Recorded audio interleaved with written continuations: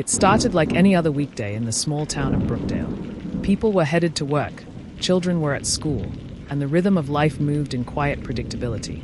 That's why the sudden disappearance of Melissa Grant, a 32-year-old schoolteacher beloved by her students, sent shockwaves through the community. Melissa was last seen leaving her home around 6:45 a.m., heading to school. She never arrived.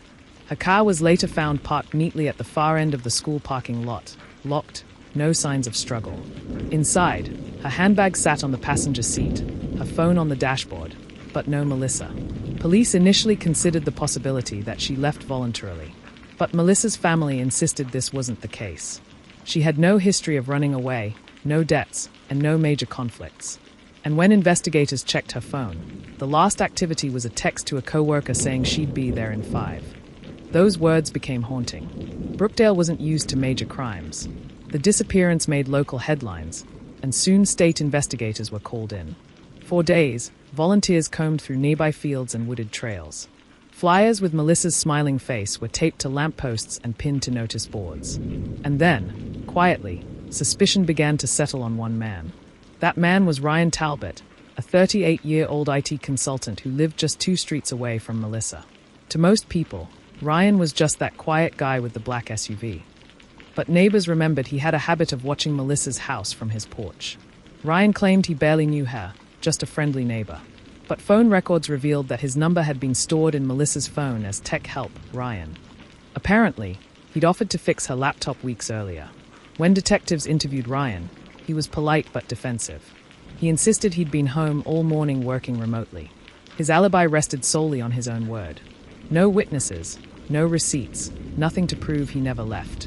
In the early stages, the evidence against him was thin. That was, until police looked at one piece of tech Ryan had forgotten about, his car's built-in GPS system. Ryan drove a late-model SUV equipped with an advanced infotainment system that automatically logged every trip, every stop, and every turn, even if he wasn't actively using navigation. And it was about to tell a story Ryan desperately didn't want told. When detectives obtained a warrant to search Ryan's SUV, they were expecting to find potential physical evidence, stray fibers, fingerprints, maybe even something more direct. What they didn't expect was that his GPS history was intact and shockingly detailed. Ryan's SUV recorded not just routes, but timestamps accurate to the second. Investigators could see where he drove, when he stopped, and how long he stayed. And on the morning Melissa disappeared, his car's GPS showed a series of strange movements. 6:42 a.m., Ryan's SUV leaves his driveway. 6:47 a.m., it stops briefly near Melissa's street. 6:50 a.m., the vehicle heads out of town toward a rural back road. 7:15 a.m., it parks in an isolated wooded area for 22 minutes. 7:37 a.m., it returns to Brookdale, pulling into his driveway at exactly 7:45 a.m. Ryan hadn't mentioned any of this in his interview. In fact, he insisted he was home the entire time. The GPS log contradicted him, and more importantly, it gave investigators a specific location to search. Armed with Ryan's GPS coordinates, search teams fanned out into the wooded area indicated by the logs. The dirt road was narrow, overgrown, and rarely used except by hunters in the fall. At first glance, there was nothing unusual, but about 50 yards into the tree line, they found disturbed soil, a shallow depression covered with fresh leaves. It wasn't Melissa. Not yet. But beneath the surface, police found something chilling. A torn scrap of fabric matching the blouse Melissa had been wearing that morning, and a broken hair clip. Cadaver dogs alerted near a thicket, leading searchers to a black trash bag half buried in the soil. Inside were personal items, Melissa's watch, a school ID badge, and a pair of broken reading glasses. Investigators now had physical evidence tying Melissa to the remote location, a place Ryan's car had gone, according to GPS records, for less than half an hour. But where was Melissa?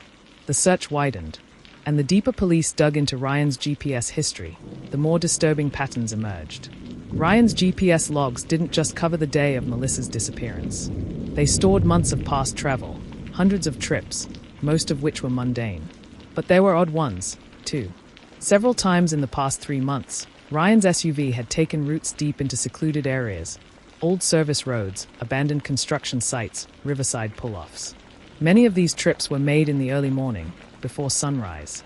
Even more unsettling, A few of these locations matched the sites of unsolved missing persons cases from the region over the past 5 years. Investigators began to wonder, was Melissa just the latest victim in a much larger pattern? Or were these isolated coincidences? Publicly, police said little. But inside the task force, urgency grew. If Ryan had done this before, he could do it again. And if Melissa was still alive, time was running out. The turning point came when a forensic tech extracted deleted data from Ryan's SUV system. Buried deep in the memory cache were destination search entries, places Ryan had looked up but never programmed into the active navigation. One stood out, Quarry Lake Access Road. The timestamp, the night before Melissa disappeared. Detectives dispatched a search team to Quarry Lake, a bleak and often deserted spot surrounded by limestone cliffs. At first, nothing. But then a deputy spotted tire tracks matching Ryan's SUV, leading to a concealed clearing near the waterline. There, in the undergrowth, they found a small torp weighed down with stones. Beneath it was Melissa. She was alive, barely. Bound, dehydrated, and in shock, but conscious enough to whisper. He left, said he'd come back. Melissa's rescue changed everything. Now this was not a missing persons case. It was attempted murder. Once stabilized at the hospital, Melissa began to recount her ordeal. She had been leaving for work when Ryan appeared, claiming her car was smoking from under the hood. Concerned, she got out to check, and that's when he attacked. He forced her into his SUV at knife point, drove her to the wooded site first, where the torn blouse and items were found, then transferred her to Quarry Lake. He left her there bound and covered, apparently intending to return. Melissa said Ryan had made disturbing comments during the drive, things about second chances and making it right this time. She didn't know what he meant, but detectives did. It hinted at other victims. Ryan was arrested within hours of Melissa's rescue. In interrogation, he denied everything, claiming Melissa had overreacted to a misunderstanding. His version of events was incoherent. He alternated between saying she'd asked for a ride and claiming he wasn't even there. When confronted with the GPS data, Ryan's demeanor shifted.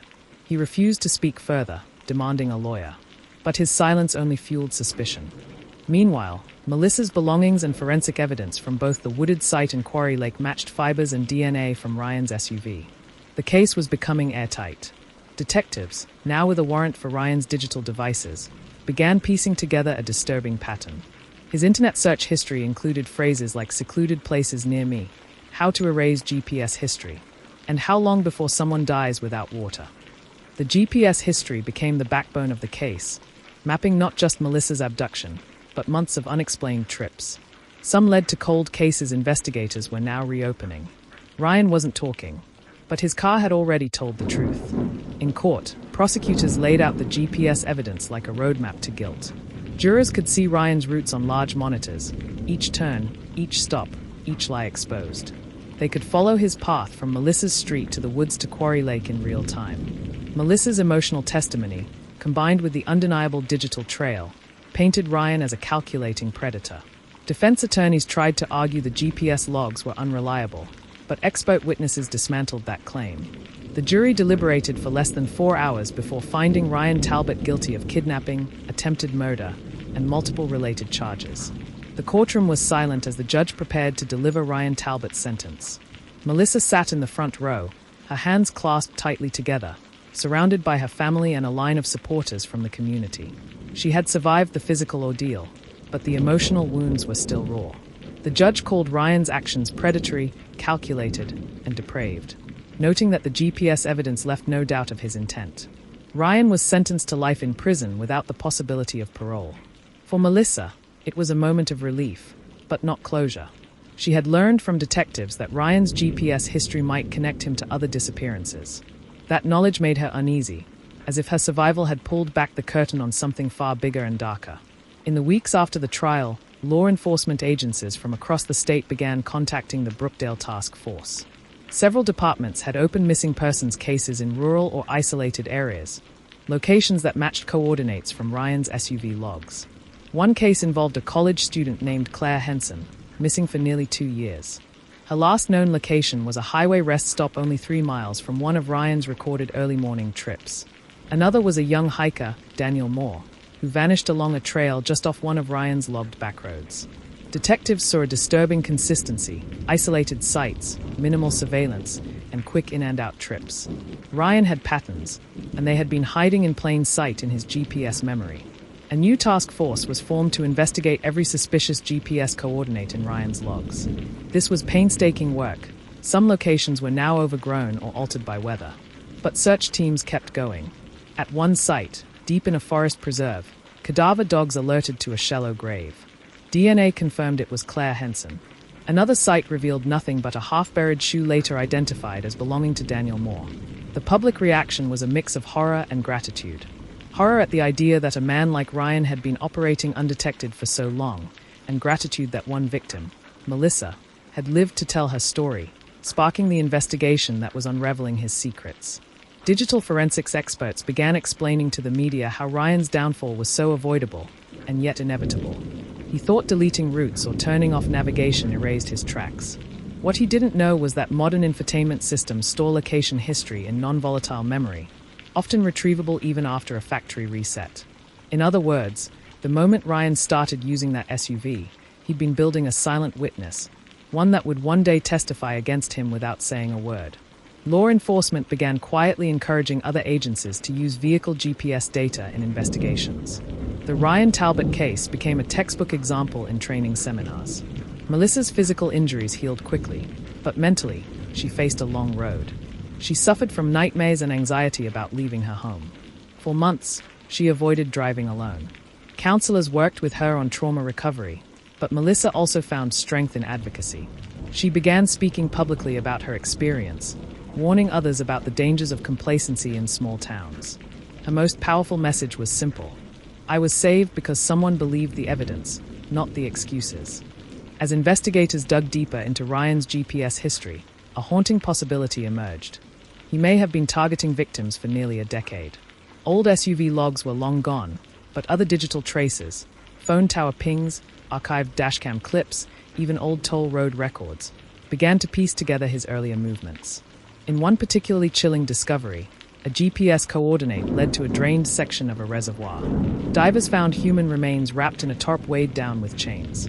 Though identification would take months, detectives suspected this was tied to a missing person case from 7 years earlier. Ryan's image in the public eye shifted from dangerous neighbor to serial predator. From prison, Ryan agreed to a single interview with a true crime journalist.